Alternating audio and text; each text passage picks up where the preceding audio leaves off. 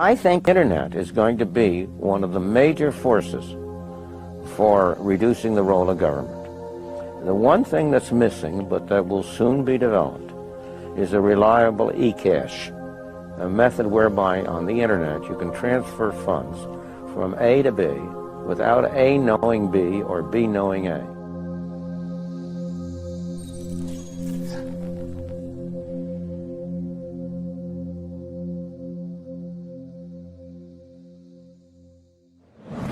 What is a Bitcoin? What is Bitcoin? What backs a Bitcoin? You put some of your money, real money, online, and it turns into Bitcoin.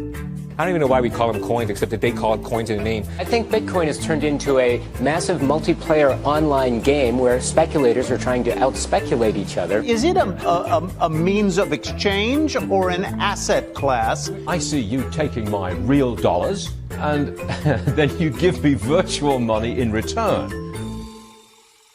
Thanksgiving dinner, my grandmother asked me, what the heck is this Bitcoin stuff anyway, right?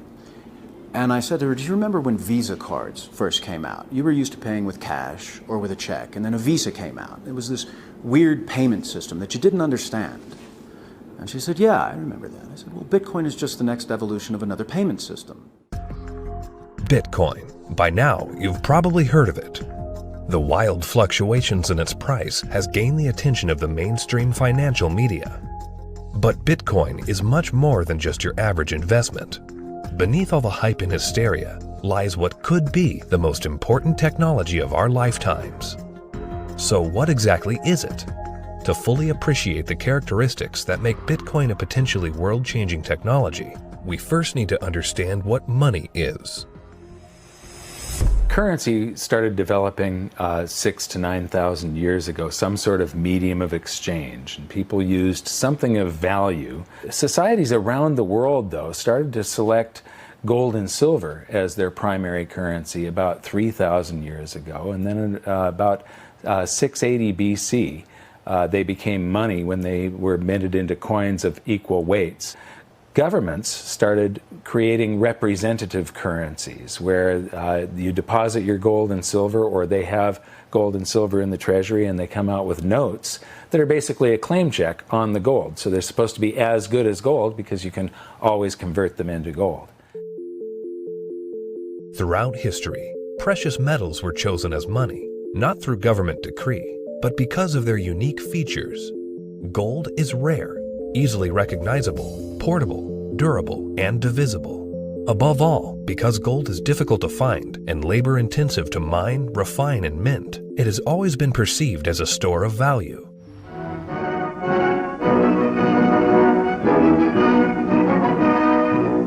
At Bretton Woods, New Hampshire, delegates from 44 allied and associate countries arrived for the opening of the United Nations Monetary and Financial Conference. In modern history, as World War II was coming to an end, in 1944, the Allied nations met at the small town of Bretton Woods, New Hampshire. Here, they drafted a new financial system, which would stabilize the world's financial system once the war ended. With the United States poised to enter a golden age of prosperity, the U.S. dollar was chosen to be the world's reserve currency. The Bretton Woods system was created after the Second World War at the Bretton Woods Conference in New Hampshire. And rather than using gold as the means of exchange between countries, as was the case under the old gold standard, the dollar was going to be used. The dollar was chosen because back then it was as good as gold. Under this new system, the countries of the world would tie their currencies at a fixed rate to the U.S. dollar. And because most of the world's gold was held in U.S. vaults, the U.S. dollar would be backed by gold at a fixed price of $35 per ounce. This created a system where the currencies of the world were effectively backed by gold through the U.S. dollar. I have directed Secretary Connally to suspend temporarily the convertibility of the dollar into gold or other reserve assets. The Bretton Woods system lasted for about 25 years, but in August of 1971, President Richard Nixon called for an emergency press conference where he announced foreign countries would no longer be able to convert their U.S. dollar holdings into gold. This surprise move would come to be known as the Nixon shock.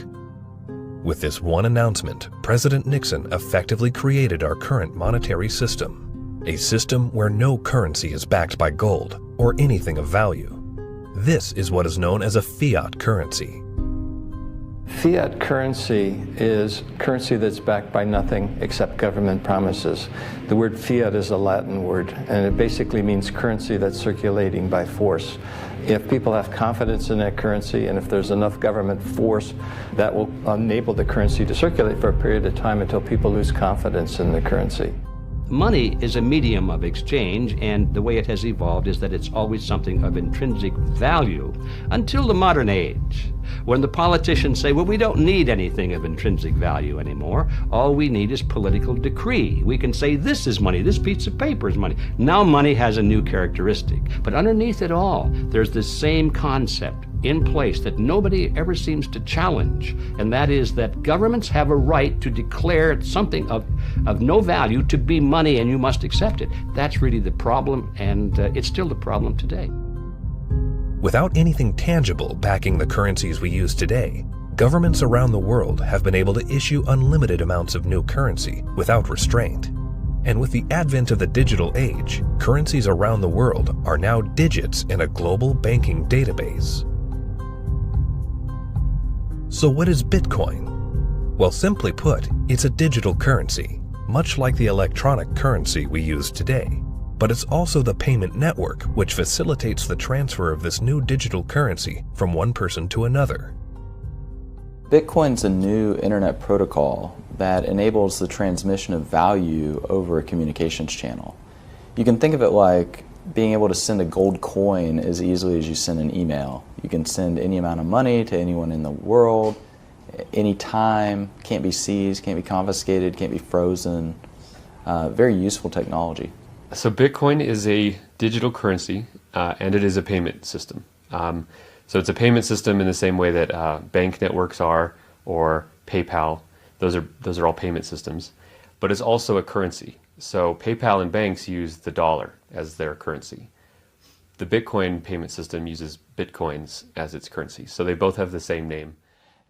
What is your opinion of disruptive digital currencies such as Bitcoin? If you're looking for the idea that a currency doesn't really have to be something physical, it can be something that's virtual, that's the system we already have. You know, and if you want it to be, I want a way to make payments electronically, that's, credit cards. I mean, so exactly what it is that this thing is supposed to be doing that we don't already mostly do.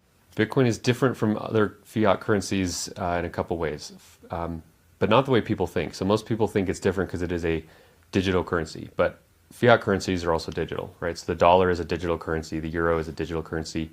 They're all just ones and zeros in the banks of the world. So it's not that Bitcoin is digital that makes it unique.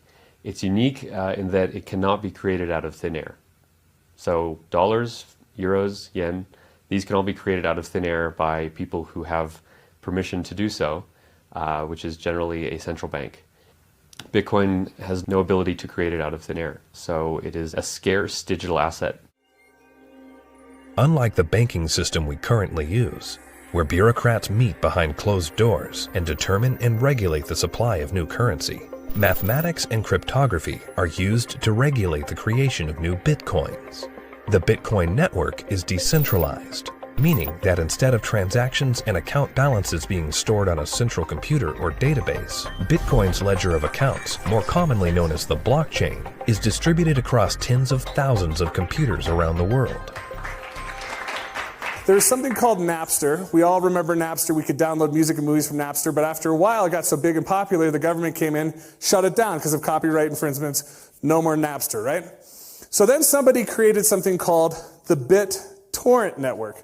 What's this? This is a software people run on their computers that allows people to file share. So if you run the software, you can go to things like Pirate Bay or Views or BT Junkie, and you can download any music or any movies you want, and they can't stop it because it's not a centralized location. Well, Bitcoin is the currency that runs on the BitTorrent network. Why was gold and silver considered money for the last 4,000 years is because It took work and effort to make that nice, beautiful coin. They had to dig it out of the ground and refine it, and the crucibles and the furnaces, and stamp it into a nice, beautiful coin. And that took work. So you didn't have to trust anybody that they were going to work for you. The work was already done. Well, Bitcoin, proof of work, is the same thing, right? You have to hash away and solve all these math problems. You have to have the chips and the electricity and yada, yada, yada to create a Bitcoin. It would cost today about $800 to make a Bitcoin. I believe that Bitcoin has multiple levels of intrinsic value. The properties like being unconfiscatable, properties like this censorship-resistant value transfer that no one can stop you from sending. More importantly, what gives it intrinsic value is the productive capacity and the brain power of some of the brightest developers in the world that have chosen to work on this open source protocol. And this productive capacity of some of the brightest minds that are building it is what truly gives it value. All Bitcoin transactions are cryptographically verified by thousands of computers on the Bitcoin network. These very powerful computers, known as miners, expend a massive amount of energy and processing power to verify the integrity of each and every transaction. So the miners basically validate transactions. All these transactions are flying around, and they have not yet been formally vetted by the network. If the miner believes the transactions are valid, it will put them in the block, and the block then becomes part of the blockchain. And over time, that becomes the record of truth. And so what that means is that if you receive Bitcoin and a few blocks happen after you receive it, no one can ever take that money away from you because the blocks have been stuck into the blockchain, they can't be reversed, and you know that the money is truly yours. The decentralized nature of the Bitcoin network eliminates a single point of failure and makes it impossible to be hacked or to be shut down. Bitcoin transactions are transmitted peer-to-peer without the need for a third party, meaning that the user is in complete control of their money. It's impossible to be shut down. That's the beautiful thing about it. There is no Bitcoin place. You can't shoot Bitcoins. It has no center of gravity. It has no headquarters. You can't shut it down. The only way you could is to shut off the internet.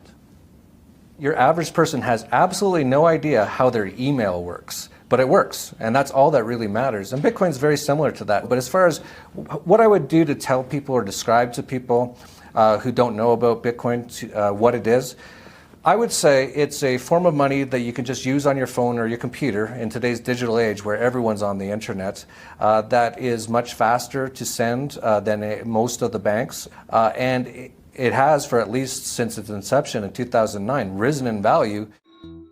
For new users, the inner workings of Bitcoin can be quite complex and daunting. But what's important is how this revolutionary technology changes how money is transferred globally. Right now, every single payment that you make to another person goes through an intermediary. Either PayPal or bank or Visa or MasterCard. And more importantly, the governmental jurisdiction decides if you're allowed to make that payment.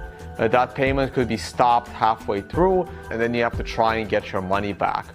With Bitcoin, no one can stop it. The moment you decide to send another person digital value, you can just send it. And there is nobody in your way. There is no one that has to give you permission to pay another person money, and all they need is an internet connection. This has the potential to displace the need for banks as a trust institution. If you and I exchange currency or have commerce using Bitcoin and it goes on the ledger, on the blockchain, we don't need a bank to confirm that that is a valid transaction. One of the differences between Bitcoin and the banking system is it doesn't require a third party to perform. When you make a deposit into a checking account or a savings account, you are actually loaning the bank your currency. They now have title to it, and they have a liability on their books to pay you back one day, but they get to do anything they want with it, and you have this intermediary, this third party, counterparty that has to perform for you to be able to get your currency back. Cryptocurrencies invert the power structure. It isn't a few people at the top controlling a whole bunch of people at the bottom. The power goes to the individual. In the same way that the internet flattened access to information and allowed anyone in the world with an internet connection to learn basically anything they wanted to know and to communicate with anyone else on Earth. Bitcoin does that with money. So now anyone on the planet, no matter their age or the arbitrary geographic location in which they were born or the arbitrary rules of the people that govern over them, that person can now engage economically with anyone else in the world directly. And that's profoundly powerful. You do not need a bank account to interact with Bitcoin. You do not need a bank account now to receive an honest payment from someone else in the world and know that the money is legitimate and good and can't be rescinded. So money now can't be censored. Any two people can send it between each other through Bitcoin. Cryptocurrency Bitcoin has once again defied naysayers by spiking above $18,000 at one point today. Bitcoin hits a new high. We had this incredible run up in the fall going into the holidays, and then we've seen a pretty big pullback. This is a 30% loss in the week and a 50% loss in the year. The past year has seen the price of Bitcoin rise and fall in dramatic fashion, getting the attention of Wall Street and the investment community. Bitcoin is now seen by the public as a speculative asset class that can be traded, but the core fundamentals of this important technology cannot be overlooked. The use of Bitcoin is particularly vital in the developing world, where billions of people are without basic banking services. People who see the price all the time, especially in advanced societies, they focus more on the price and they think that Bitcoin is an investment solely and that it goes up and down like a stock based on news and expectations. But the fact is, probably there's more people in these kind of third economies. They don't own a lot, but they own it, and they own it because they need it. Not because they expect to get rich or hope to get rich, because they need to protect themselves against both destroyed fiat currencies and against capital controls. So when people think of it as an investment, they have to realize that the reason that Bitcoin's so exciting is because it's a future money for the world, not because it's something that could become a great investment. It just so happens to be that both can be accomplished at the same time. One of the great powers of whether it's Bitcoin or any other cryptocurrencies, if we can figure out how to scale the technology, we can solve a lot of problems in the financial system. We can transact with each other globally at very low cost and very efficiently. And there's tremendous market power in that. Has nothing to do with anyone in the financial system. People want to be able to communicate and transact with each other simply and quickly, and the hunger to do that is enormous. Today, Bitcoin is seen as a financial asset, but as the technology develops, the blockchain that powers Bitcoin may be used to verify transactions other than the transfer of money. Each Bitcoin is divisible into 100 millionth of a Bitcoin, called a Satoshi. These tiny fractions of a Bitcoin can be programmed to represent assets other than money. In this way, the Bitcoin blockchain can be used to verify transactions of all kinds of items without the need for a central authority. The Bitcoin blockchain is a tremendous technological innovation that enables distributed consensus. People are able to come to agreement on what the state of this ledger should be and what it is. And that enables people to have trust without trusting any other party or person or institution. So anywhere we need to have trust, where we need to be able to verify what is the true and correct state of something, that has an application to be put on the Bitcoin blockchain. For 6,000 years of recorded history, we've always had this problem when we want to engage in consensual exchange. That is, if we're strangers, can I trust you? And what's happening with Bitcoin and the blockchain, the technology that powers Bitcoin, is it's now possible for us to have trustworthy exchange without those third parties. The trust is built in through the cryptography. That guarantees the exchange of value. Well, that means that there's this technology that is as disruptive as the internet was to publishing. But this is disruptive to these 100 different institutions that really are the glue that pulls society together. You know, everything from as mundane as notary publics to the land titling, to coining money, to voting. all kinds of these things are going to be recreated in the blockchain in a way that we will finally be able to fully trust. But what that means is what we've seen technology do to lots of private industries is now going to start doing to government function. The thing for me is understanding the implications of what this is. You can take 100 million bits of a Bitcoin. Each bit is called a Satoshi, right? And you can program that to be anything of value. It can represent titles to automobiles or real estate or diamonds or gold or votes in elections. Anything of value can now be digitized and tokenized, put up on the blockchain, and transacted, can be sent across the internet without having to go through a trusted third party. I think the blockchain and Bitcoin is going to change the world. I think it's going to change everything in terms of protecting people's identities, allowing people to own property. Bitcoin's for the 2 billion people that don't have bank accounts, the 5 billion people that can't prove they exist. They don't have title to real estate and stuff. That's what Bitcoin's going to change the most for those people, is because, you know, they're going to jump from the third world to the first world. It's really going to revolutionize Latin America, Africa, Southeast Asia, where people can finally now own real estate. We can have a transparent election that can't be hacked. Imagine. That's going to change the world in and of itself. Tempers are beginning to flare. These people have already been in queue for more than 3 hours now. Carrying currency notes, the government suddenly banned on Tuesday night. Because anyone can start using Bitcoin by simply installing an app on their phone, Bitcoin can be used by the developing world to protect their wealth from unstable currencies and government control. We're seeing it behave as a crisis currency in Venezuela, in Nigeria, in Zimbabwe. When these countries can't get a grasp on their own monetary policy, people flood to Bitcoin. The fate of the unbanked and underbanked population no longer lies in the hands of corrupt governments, centrally planned economies, and central banks. There's a new option, a plan B. Personally, I live in the United States, and a lot of people in the U.S. get bank accounts very easily, have credit cards, debit cards, and all of that, and they don't find that there are too many frictions and pain points. But in a country like India, there are 233 million individuals who are unbanked, who don't have access to a traditional financial infrastructure, and so they're operating cash payment to cash payment. But Bitcoin has become a game changer. So individuals, in essence, can hold on to it, they can spend it, they can transfer it internationally. There are so many use cases. Currently, Bitcoin transactions can sometimes carry a significant fee, making it unsuitable for use for small transactions. But Bitcoin is programmable money, meaning that new layers and technologies can be integrated into it. In the near future, one such development, called the Lightning Network, will help reduce the cost of Bitcoin transactions. At the moment, Bitcoin is actually suffering from being too popular. One of the challenges that Bitcoin has is every transaction needs computational power to process.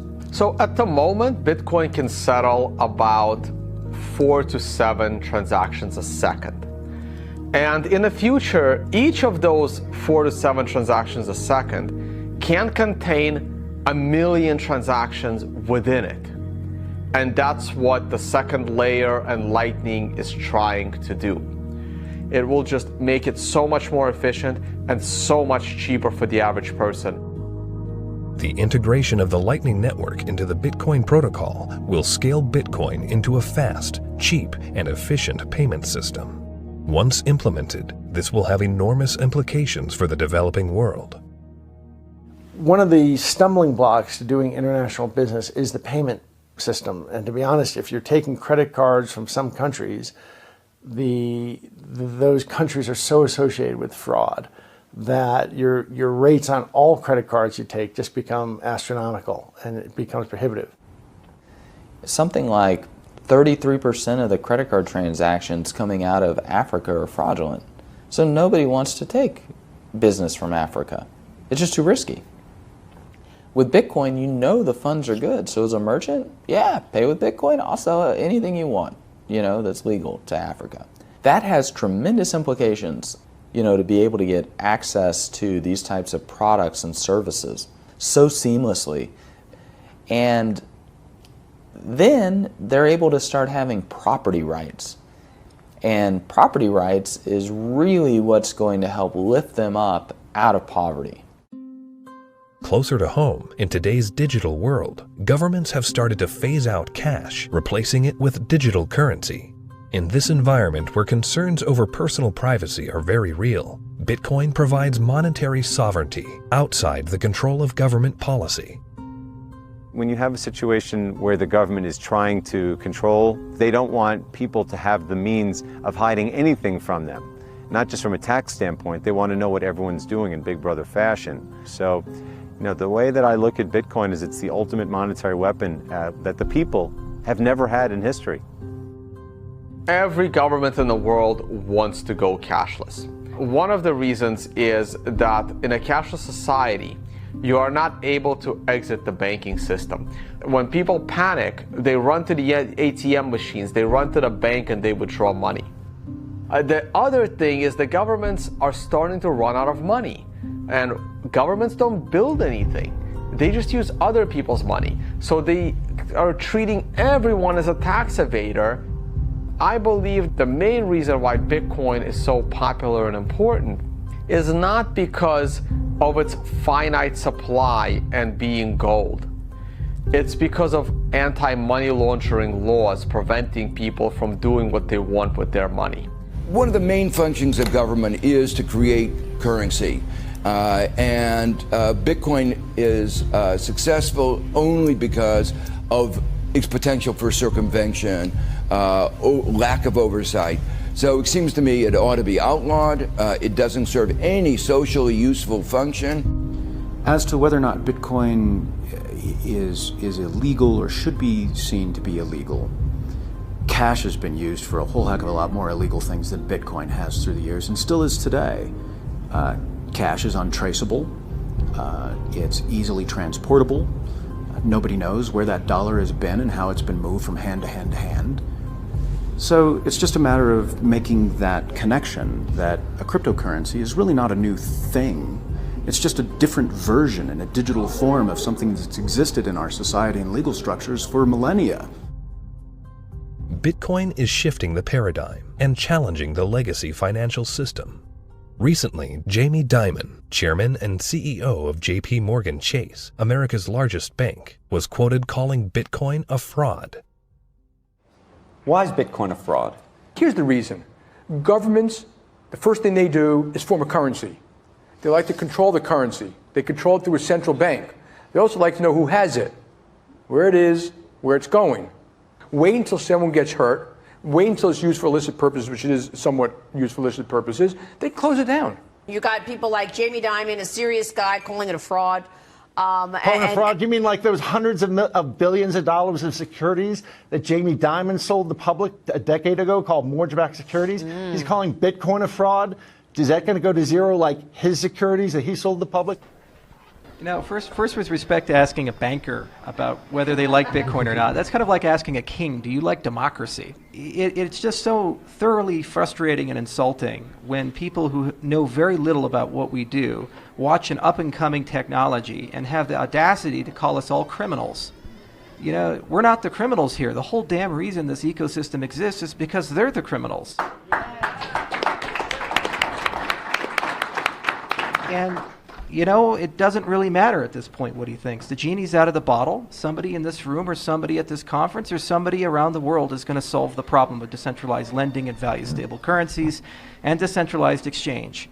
And within 5 to 10 years, banks will become less and less relevant, just like landline telephones are becoming less and less relevant. And we're going to wake up one day and we're going to be in charge of our own money.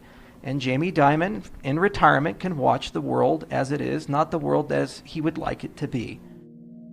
The Bitcoin blockchain is built on decentralized consensus outside the control of a central party.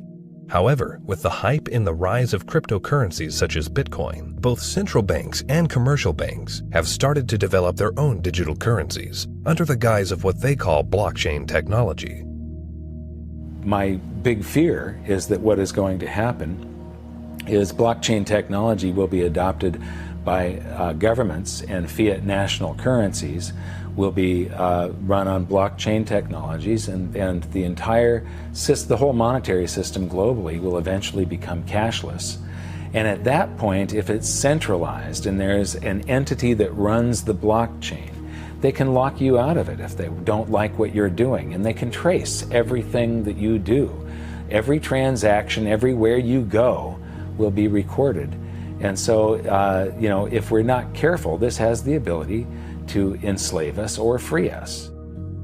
I think blockchain or any kind of open ledger distributive database will have a tremendous impact on our world. My fear is that, and this is used to centralize, digital technology gives a banker the ability to put a chip in you, to tax you whenever they want, to interface with a money system with you physically, and to perfect the collateral. So I love the innovation, and the question for all of us is, how can we innovate and make the financial system more efficient and do it in a way at the same time where we distribute the power lines in the political system? The blockchain is a technology, which is a good technology. We actually use it. It will be used for a lot of different things. God bless the blockchain. Cryptocurrencies and digital currencies, I think are also fine. JP Morgan moves $6 trillion around the world every day. We don't do it in cash. It's done digitally. Yeah. If it can be done digitally with the blockchain, so be it. But it'll still be a dollar cryptocurrency. A majority of the people are using the word blockchain, and they don't really care whether it has this decentralized mining. The government is going to just have a digital representation of the dollar. They can call it a blockchain, but there's not going to be mining. There's not going to be decentralization. It's going to be a centralized coin. Whether they call it a blockchain or not is irrelevant. The whole purpose of a blockchain is to remove control from a central party. If you're a central bank and you make a blockchain for dollars, and then you have dollar coin, if you still have full control over the dollar coin, you can create how much of it you want, you can control where it goes. There was no point in having a blockchain at all. You might as well just have a centralized database like a banking system. To really use blockchains in any meaningful way, it means that there is no person in charge. And so a central bank, by definition, is the one who is supposed to be in charge of money. And thus they would never create a blockchain or a cryptocurrency that they couldn't control. So that's why they will likely be made redundant, because the market can choose what kind of money it uses. And it now has a choice between a digital currency that can be controlled by central parties and inflated without limit, or a digital currency that cannot be controlled by any central party and that has a fixed amount and can't be debased. Over time, that's going to be a very obvious choice. Bitcoin and the blockchain behind it are incredibly powerful technologies. As the future unfolds, these technologies could be used to restructure the financial system into one of fairness and equality for all, a system outside the control of the banking elite. We have millions of people now taking an interest in what is money, the question of what is money, what should it be? And they're learning, especially a lot of young people. Precious metals were once money. Then came the era of paper money. Could we now be entering a golden age of decentralized digital money? Only time will tell. Bitcoin is first and foremost about changing how the financial system of the planet operates.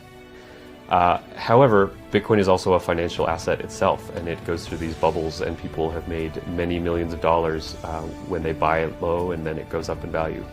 But that's not really what matters at all. What matters is that it's actually going to change the entire ecosystem of the planet, how all humans interact with each other, and that's a very exciting thing to be part of.